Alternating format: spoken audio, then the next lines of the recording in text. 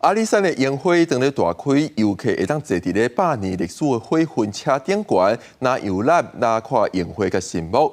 这款看烟火的路线真特别，就连外国媒体也来报道。有100年历史的蒸汽火车帽，当咧等车里，乘客坐伫车厢内底，车豆豆为白色烟火下底驶过，民众沿路拢摕卡米拉，赶紧把这真罕见的景致翕起来。阿里山3月中进入烟火季。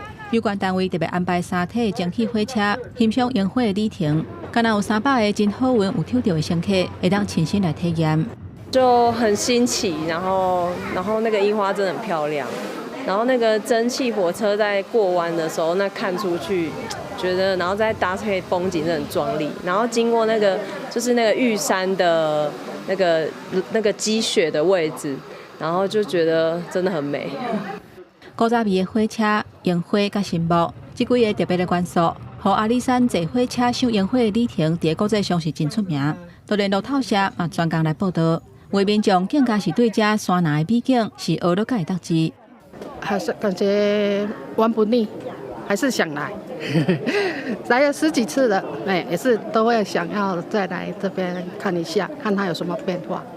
阿里山这种较下的铁基路，会当追溯到日本时代。 这是苏东时彻查历史的遗迹，今嘛已经成做观光另外一个重点。目前敢若有3台蒸汽火车也有在驶。我们是把我们的老爷爷火车头请出来，让他载送我们的旅客3趟。那所以它的运用，它不能像平常的一个交通每天运用。其实这个是很珍贵的火车头，所以我们大概只有在特殊的一些季节或是节日，我们才来使用。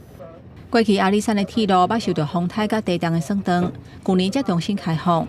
若蒸汽火车敢若伫咧烟火季才有营运，4月初1是上尾一体，结束了后，就要等到明年啊。国际新闻，张惠敏编译。